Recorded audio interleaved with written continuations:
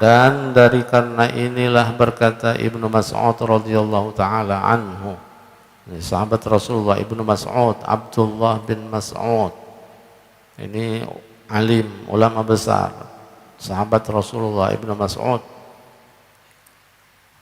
berucap, laisal ilmu bi kasratir riwayah, innamal ilmu nurun yuqdhafu fil qalbi.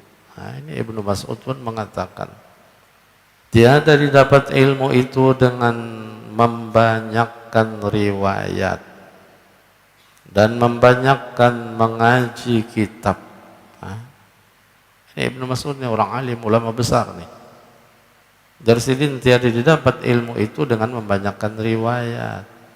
Riwayat ini, riwayat itu, hadis ini, hadis itu, ayat ini. Nah, membanyakkan membaca kitab itu, kitab ini. Hanya saja dari sini innamal ilmu, dapatnya ilmu itu dengan nur yang ditaruhkan oleh Allah di dalam hati. Nurun yuqdhafu fil qalbi. Nur cahaya yang diletak Tuhan. Nah, yudha'u fil qalb. Yuqdhaf ay yudha'. Nah, ada logatannya mana dilempar. Dilempar Tuhan di dalam hatinya. Tapi lebih sopan maknanya diletak. Dilempar tuh tak kasar dikit. Udah dihamputakan. Nah, tapi di sini dengan bahasa yang halus ditaruh. Nah, penterjemah menerjemahkan ditaruhkan oleh Allah di dalam hati. Yuqdhafu fil qalb. Itu ilmu, itu nur yang ditaruh di dalam hati. Jadi laisal ilmu bi kathrati riwayah. Nah, sekalipun dia banyak meriwayatkan hadis, banyak mengeluarkan ayat-ayat Al-Quran, hafal malahan, tapi masih menyimpan penyakit-penyakit hati, tidak akan masuk nur tadi itu. Nah, sekalipun hafal Quran. Nah, jadi peringatan lagi nih bagi penghafal Al-Quran, penghafal hadis, hendak benar-benar manfaat ayat Al-Quran di dalam dadanya, hadis di dalam dadanya, maka hendaklah kikis dulu benda-benda yang menghalang di hatinya. Karena ini Abdullah bin Mas'ud mengatakan laisal ilmu bi kathrati riwayah.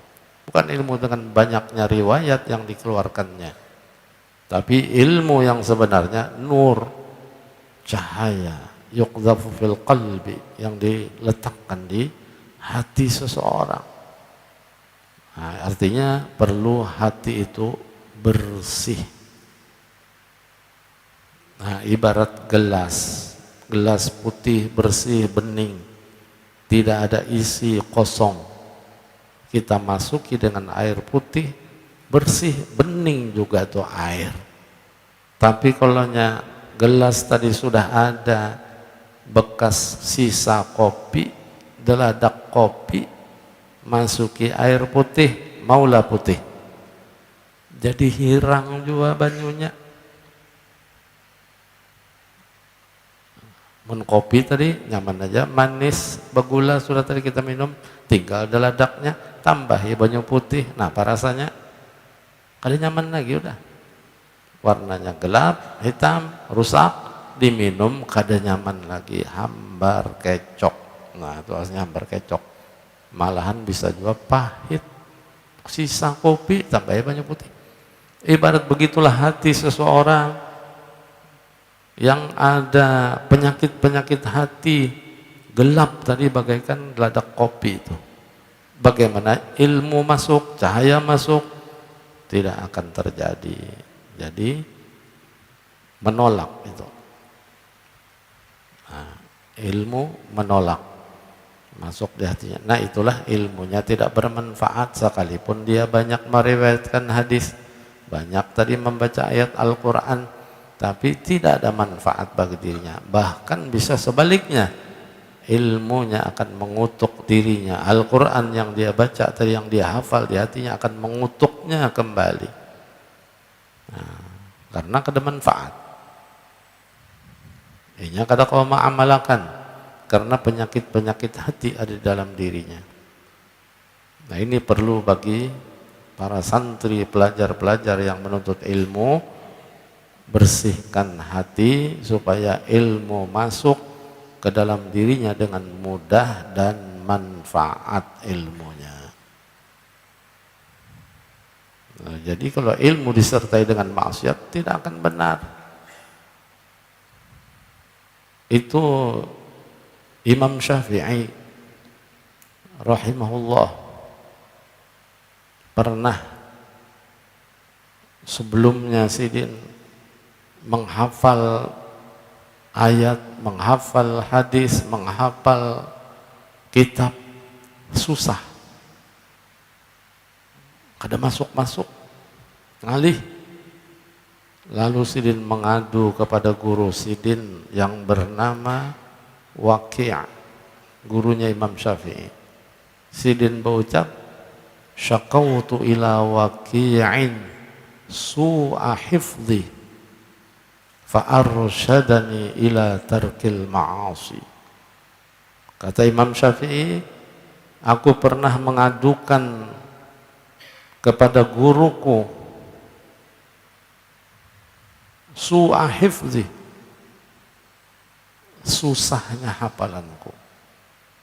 Hafalan nih kada mau masuk-masuk, ngalih. Laporkan silon guru sidin, apa guru nih ulun hafalan pinang ngalih benar. Berpuluh-puluh kali menghafal kada mau hafal-hafal. Tabulirit terus hafalan. Syakautu ila Waqi'in su'a hifdhi. Apa guru sidin menjawab?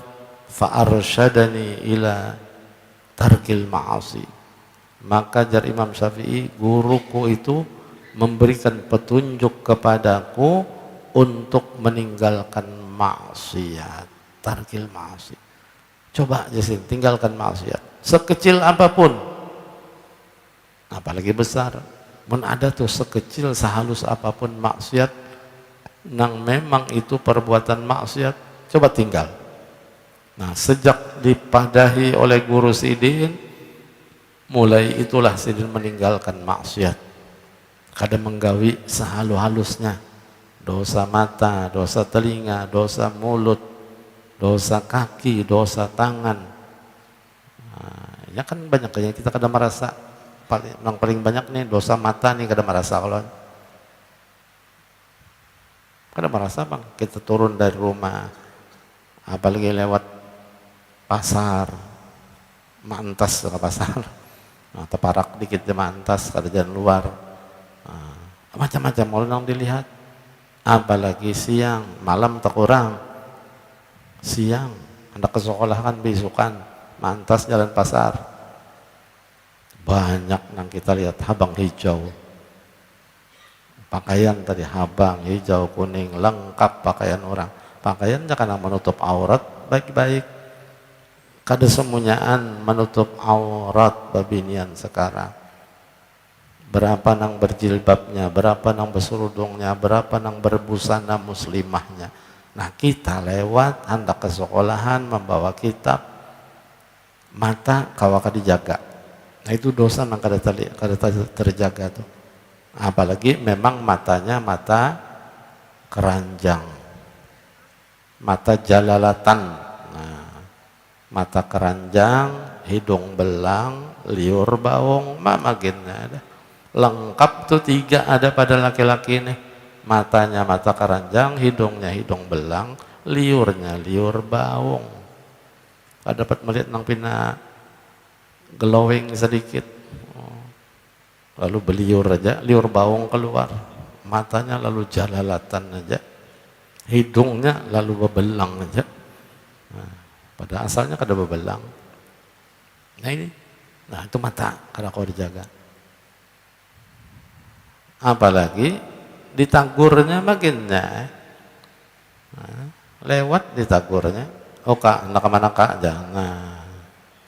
nang anom menagur nya binian wah ini nya dulu kadang menagur dulu lakiannya menagur wah ini terbalik udah zamannya inya nama menagur nak manangkanya tahu aja orang bawa kitab pakaian sekolah baju kurung kopiah putih betapih tekanlah hari Sabtu hari Rabu begamis ulianya ditagurnya anak manangkanya ndangar ditagur hati nang nang menagur tadi bungas, mata tadi kalau ditahan melihatinya, lembut suaranya, gugur kitab di tangan.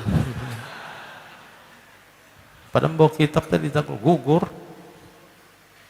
Setelah gugur bang, ambil kalau ke kitab, bahancap ambil, biniannya ambil akan, lakiannya ambil juga, tahan top kepala. Mbah tahan top, lakiannya langsung istighfar, astagfirullah. Lelakian yang beriman, tapi dalam hatinya bang apa? Tambahi lagi, tambahi lagi. Hanya menyakawa tahantup lagi nih. Nah, orang tahantup menyesal turunnya ini tambahi lagi menyakawa hantup akan lagi, lagi sekali. Nah inilah. Itu nangka dirasa tuh. Hati kita tidak dirasa membuat maksiat, sedangkan Imam Syafi'i aja tadi ditegur guru sidin fa'arsyadana ila tarkil ma'asi. Nah itu maksiat mata, maksiat tangan. Nah tangan tadi banyak anggota tubuh kita yang 7 ini perlu kita jaga dengan baik sedapat mungkin, hindari. Makanya tempat-tempat maksiat kalau bisa kita hindari mun kadada keperluan. Nah, seandainya memang kada lepas perlu ya seperlunya masuk pasar saya seperlunya napa yang kita perlukan napa yang kita beli setelah itu cepat keluar karena pasar ini tempat yang kurang baik. Khairul biqa'i masajiduha wa syarrul biqa'i aswaquha, hadis Rasulullah juga itu. Sebaik-baik sebidang tanah jar Nabi masajiduha, masjidnya. Nah, jadi syukur kita dapat beriktikaf di masjid, masuk ke masjid niat iktikaf dan sementara antara maghrib sampai isya, nah alhamdulillah di masjid. Khairul biqa, sebaik-baik sebidang tanah masjidnya aja Nabi. Tapi yang kedua Nabi menyebut wa syarrul biqa'i aswaquha, sejahat-jahat sebidang tanahnya pasarnya. Maka dari itu kita cepat menghindar dari pasar, jangan belawas di pasar, sekedar perlu keluar cepat karena di pasar tempat kejahatan, penipuan di pasar, perampokan di pasar, pencurian di pasar, orang bakalahi di pasar, orang becucukan di pasar, cucuk sate, orang betimpasan di pasar, nimpas daging. Nah, macam-macamnya kejahatan-kejahatan di pasar nih banyak. Maka dari itu hindari, munyakawa tuh hindari, sekedar perlu udah.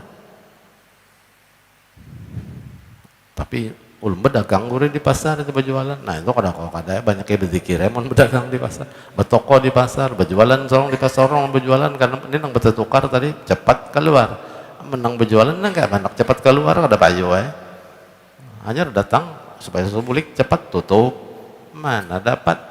Tapi itulah ingat kepada Allah di pasar, jangan sampai berjualan menipu orang, jangan sampai ada al-ghisyu, man ghasyana falaysa minna. Di pasar itu tempatnya.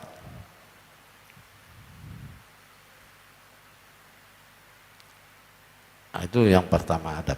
Adab yang kedua di sini disebut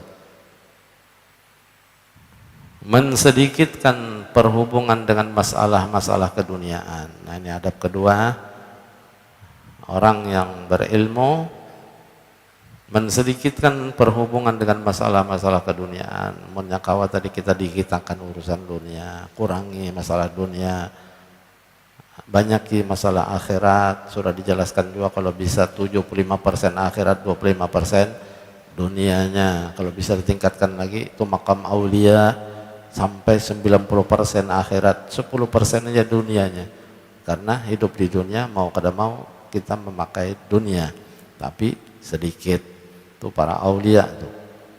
Dan hendaklah ia mengosongkan hatinya daripada masyghul dengan anak dan istrinya dan daripada jual beli. Nah, ini kena jual beli nih. Mengosongkan hatinya daripada masyghul, sibuk masyghul tuh dengan anak istri. Ah, jangan berlebihan, artinya sampai anak mempengaruhinya daripada ibadah, sampai istri mempengaruhinya daripada ibadah. Nah, itu bahaya. Anak kada dididik, istri kada dididik untuk agamanya, bisa mempengaruhi dia. Susah dia untuk ibadah, susah untuk berbuat baik karena istri, karena anak. Makanya disebut Tuhan dalam Al-Quran, innama amwalukum wa auladukum fitnah.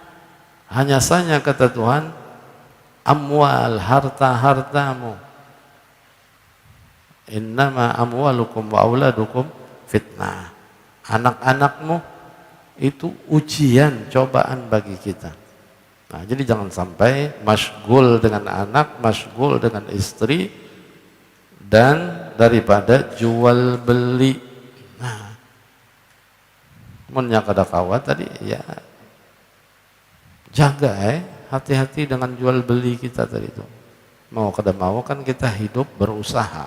Memang disuruh juga berusaha, tapi jangan masyghul terlalu, berjualan non-stop, kada istirahatnya sampai tengah malam, tulak belum subuh, bulik parak subuh. Nah, itu berjualan langgarannya tuh. Tulak belum subuh, bulik parak subuh. Nah, kayak apa tuh sehari semalaman berjualan, kada ingat di diri. Nah, hanya kawal siang aja berjual, malam istirahat untuk ibadah. Nah, supaya bersih segala-galanya. Jadi jual beli dan daripada segala yang membimbangkan akan hati, meragukan, bimbang akan hati, supaya selesai. Nah, selesai itu artinya tertumpu hatinya, supaya selesai hatinya artinya tertumpu bagi menuntut ilmu. Nah, menyakawa tadi hati kita hanya tertumpu menuntut ilmu. Nah, syukur alhamdulillah kalau para santri masih ditanggung oleh orang tua, tertumpu dengan ilmu aja. Kadang mikirkan makan, minum, usaha, kadang mikirkan masih tanggungan orang tua. Nah, itu syukur alhamdulillah. Tapi ada juga orang tuanya kada lagi, udah kasihan, yatim, apalagi piatu karena menanggung, dia menuntut, dia berusaha, dia mencari. Nah, ini dapat dia berhasil, ini luar biasa tuh. Sambil usaha, sambil menuntut ilmu. Nah, jadi mudah-mudahan kita dapat mengamalkan semua ilmu yang kita dengar. Mudah-mudahan kita dapat menjalankan semua syariat yang disampaikan Nabi Muhammad. Dan mudah-mudahan kita dapat menjaga hati kita daripada segala penyakit-penyakit hati yang membawa mudarat kepada kita. Dan mudah-mudahan selamat dunia akhirat. Amin. Allahumma amin. Sirin Nabi wa alin Nabi wa siratul Fatihah. Bismillahirrahmanirrahim. Ar-Rahmanir-Rahim. Maliki yawmiddin. Iyyaka na'budu wa iyyaka nasta'in. Shiratal ladzina an'amta 'alaihim ghairil maghdubi 'alaihim waladdallin. Amin. Bismillahirrahmanirrahim. Alhamdulillahirabbil alamin. Wassallallahu ala sayyidina Muhammadin wa ala alihi washabihi ajma'in. Allahumma anfa'na bima 'allamtana wanfa'na bima 'allamtana wanfa'na bima 'allamtana wa zidna 'ilman wa nuran wa fahman wa hikmatan bi rahmatika ya arhamar rahimin. Wa sallallahu ala sayyidina Muhammadin wa ala alihi washabihi wasallam. Alhamdulillahirabbil alamin. Subhanakallahumma wa bihamdika asyhadu an la ilaha illa anta astaghfiruka wa atubu ilaik.